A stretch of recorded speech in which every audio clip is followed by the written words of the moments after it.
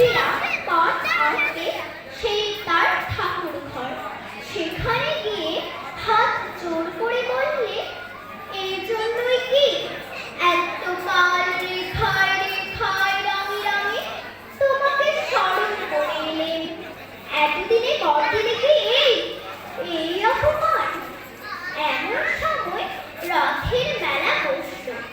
সেদিন নানা দেশের নানা লোক তার পথ কিনতে এলো।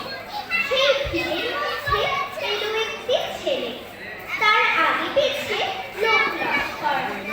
সে একটি পথ বেছে নিয়ে বললে, আমি কিনব। অভিরাম তার নকলকে জিজ্ঞাসা করলে, ছেলেটিকে?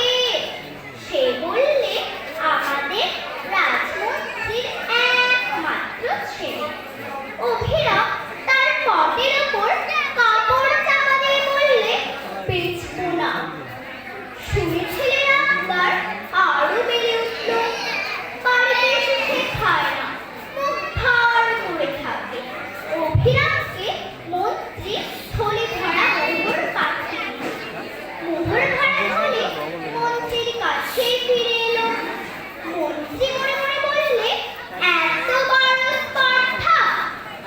অভিরামের উপর যতই উৎপাত হতে লাগলো, ততই সে মনে মনে বললে, এই আমার জিত।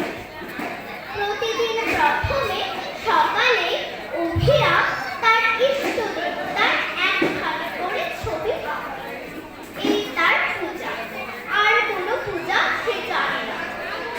একদিন দেখলে ছবি তার